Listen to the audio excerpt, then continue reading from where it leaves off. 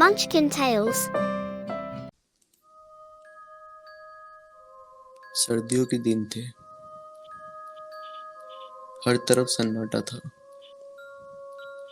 रात के करीब 12 बजे थे। रोहन खाना खाकर अपने कमरे में सोने आ गया।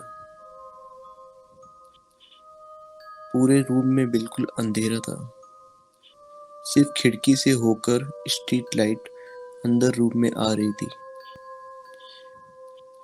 रोहन अपने बेड पर लेट गया और सोने की कोशिश करने लगा।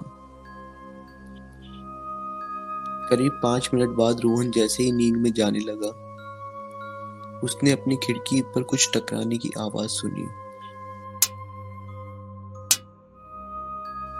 वो नींद से जागा।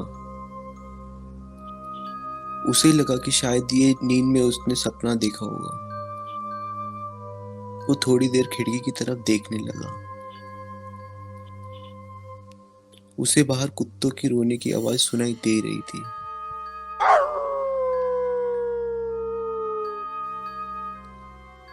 उसने आज से पहले कभी कुत्तों के रोने की आवाज पे गौर नहीं किया था। और तभी अचानक वापस कुछ उसके कमरे की खिड़की से टकराया, जैसे बाहर से किसी ने छोटा पत्थर फेंका हो। रोहन बहुत डर गया था।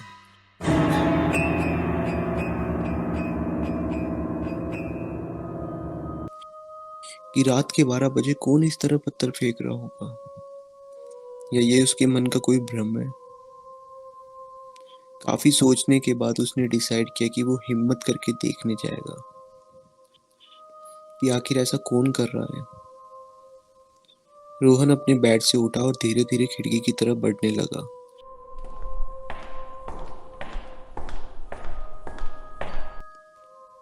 तभी अचानक बाहर की रोड लाइट बंद चालू होने लगी।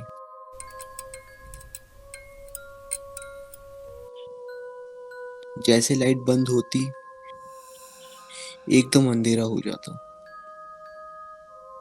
रोहन पूरी हिम्मत करके खिड़की की तरफ पहुंचा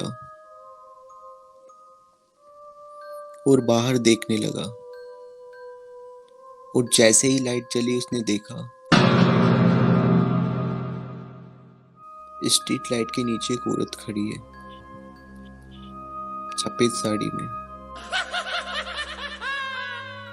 खुले हुए बाल, चेहरा एकदम काला। वो रोहन की तरफ ही देख रही थी। रोहन अपनी जगह पर जम सा गया। उसे समझ नहीं आ रहा था कि वो क्या करे। उस औरत ने रोहन की तरफ इशारा किया, जैसे वो उसे कुछ बता रही हो। रोहन को समझ नहीं आ रहा था कि वो क्या करे। वो इतना डर गया, वो पीछे मुड़कर भी नहीं देख सकता था। काफी हिम्मत करके रोहन पीछे पलटा।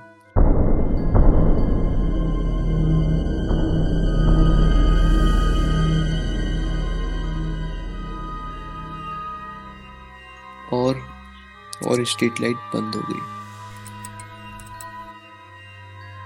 पूरे रूम में एकदम अंधेरा। स्ट्रीट लाइट वापस जली और वो औरत रोहन के सामने खड़ी थी।